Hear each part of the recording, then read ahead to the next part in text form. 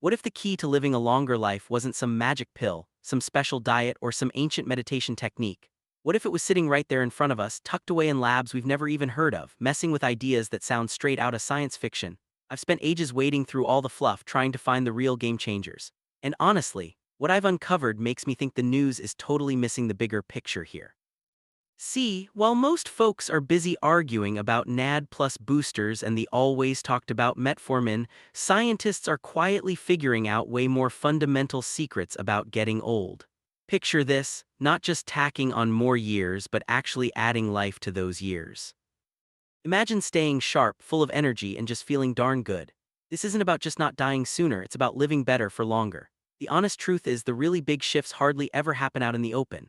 They kick off in the quiet hum of research rooms, driven by people who just can't stop asking why and who have this wild idea that aging itself might actually be undoable. But seriously, who's even telling you about this stuff?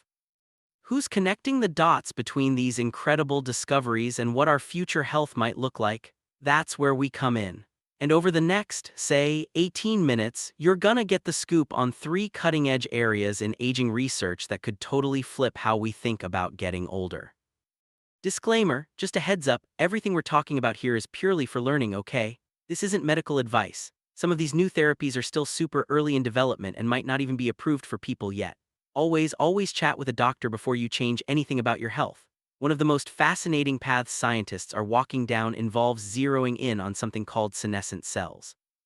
Basically, these are cells that have stopped doing their job and dividing, but they just won't kick the bucket. Instead, they hang around, pumping out nasty inflammatory signals that mess up the healthy cells nearby.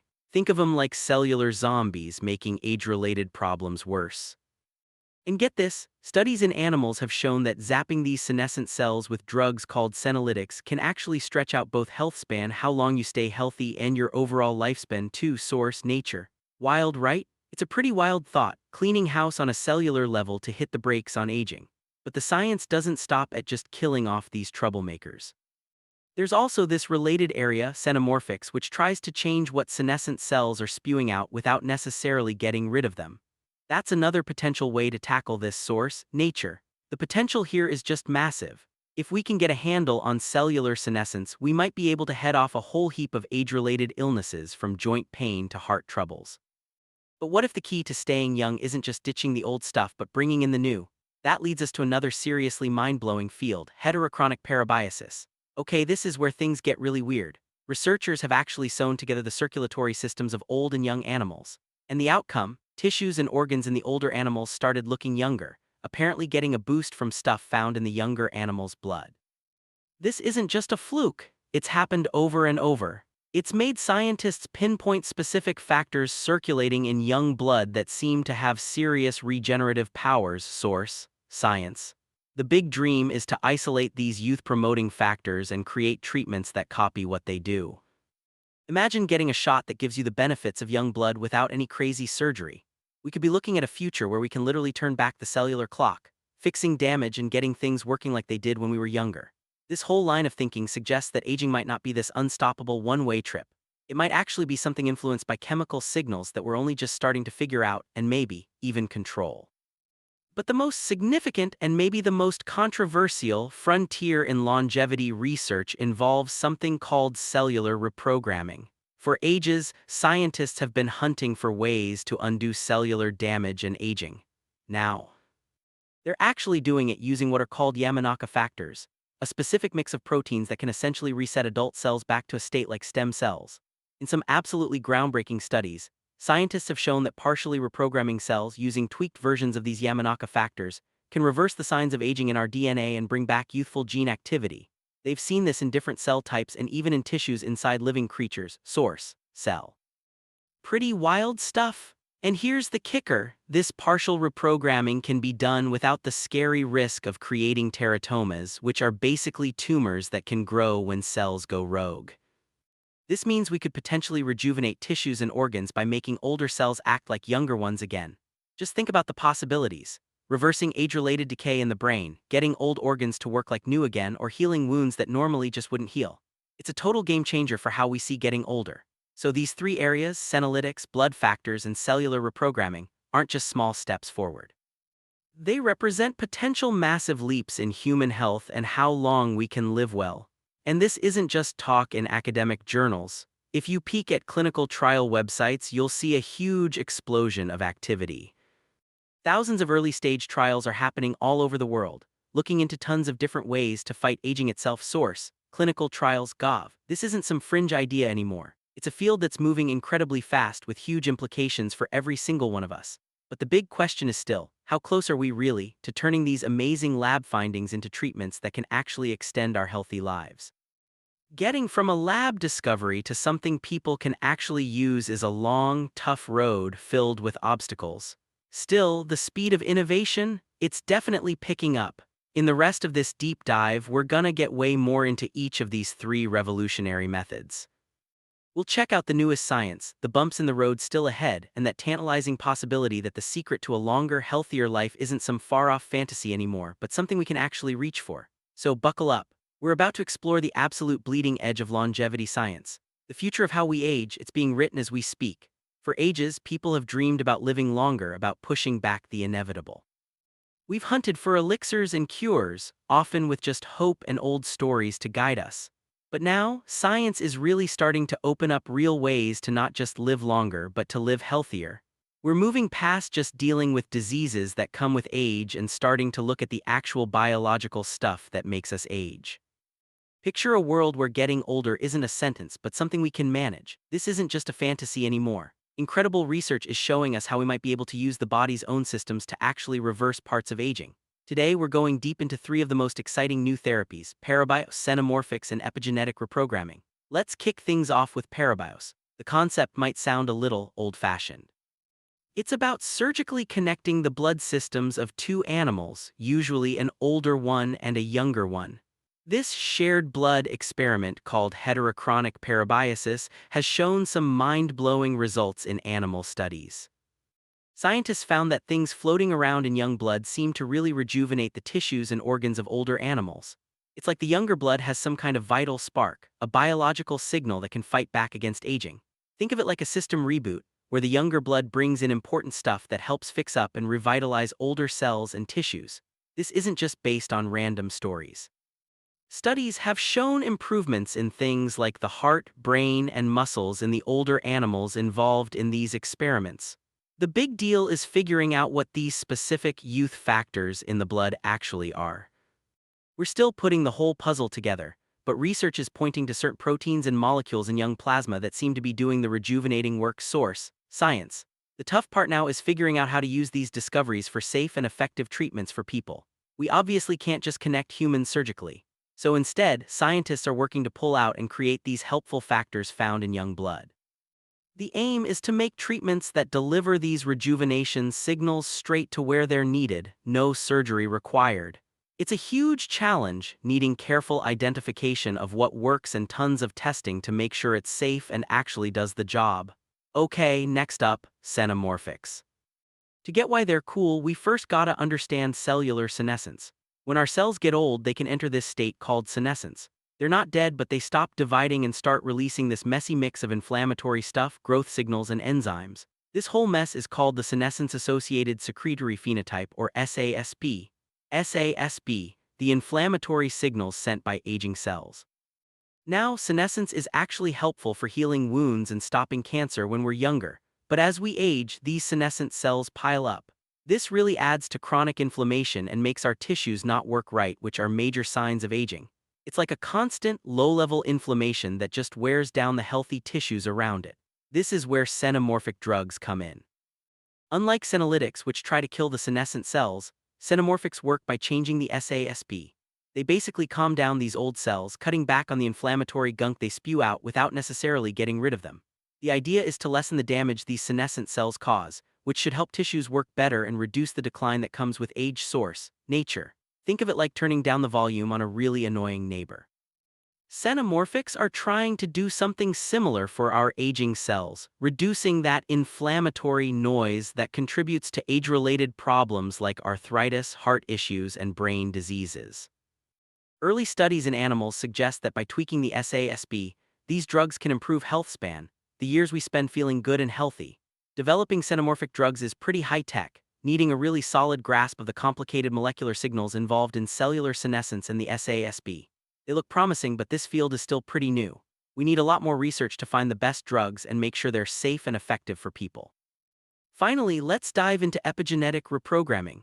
Our actual DNA code, the blueprint, stays pretty much the same our whole lives. But how our genes are used, which ones are turned on or off, changes as we get older. This control system is handled by the epigenome, like a layer of chemical tags sitting on top of our DNA.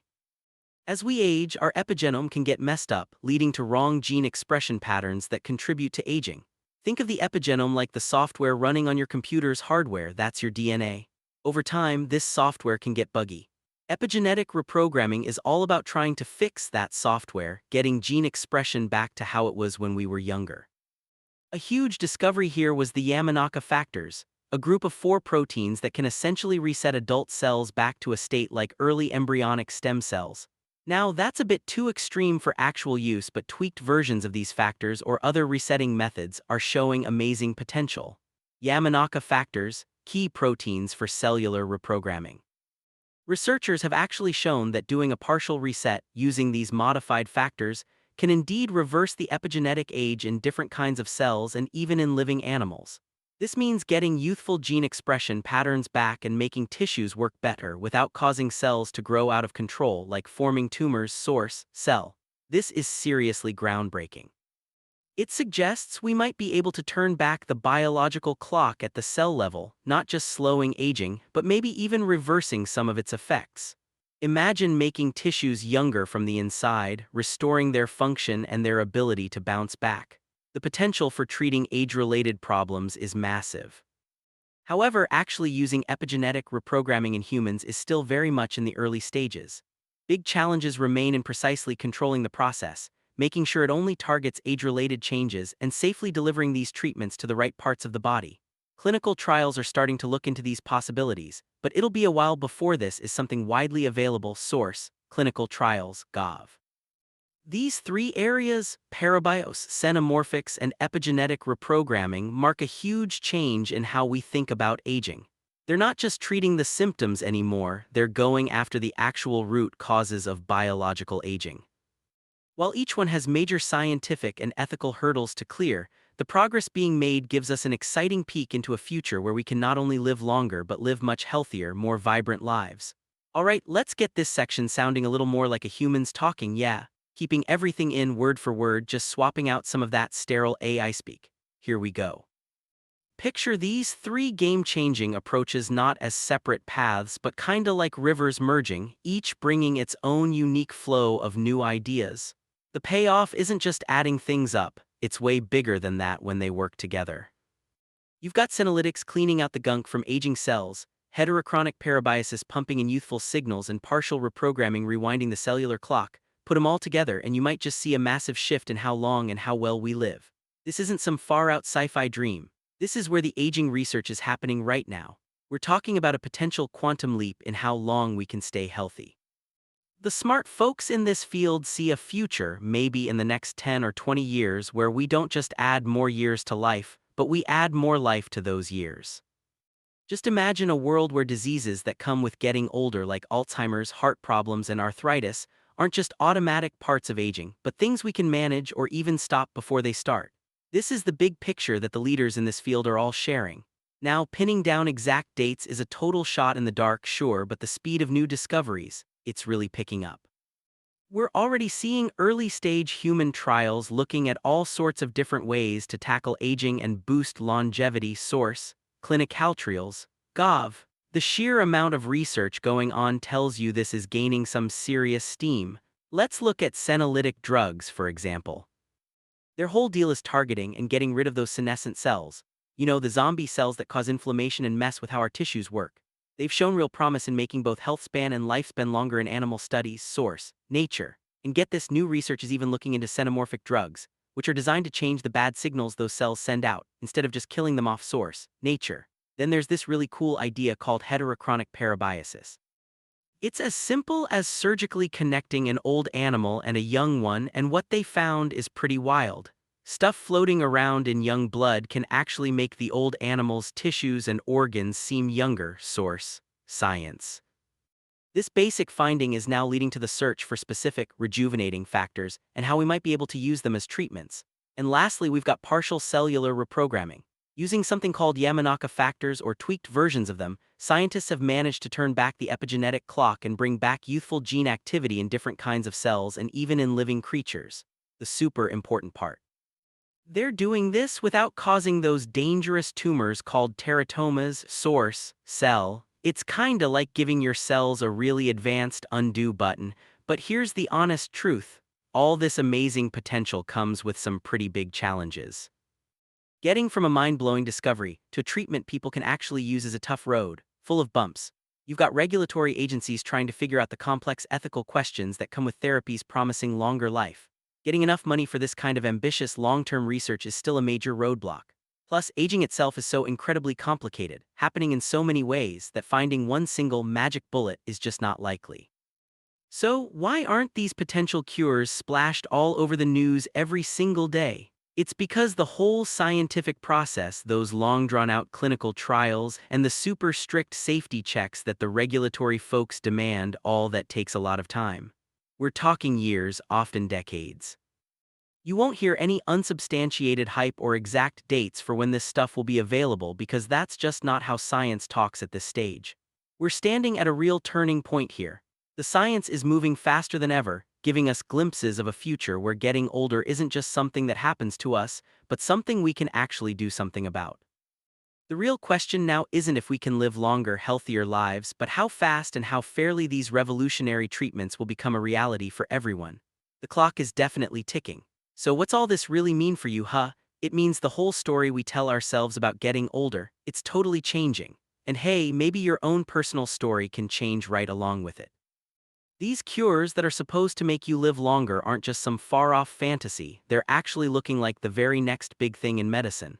You just got a sneak peek right here. Picture this future, yeah? One where diseases tied to getting older aren't just something you gotta accept. Instead, they're manageable, maybe even something we can actually fix. This isn't some movie plot, it's what's starting to happen thanks to doctors and scientists focusing on those old, worn-out cells, the senescent ones, using these senolytic drugs.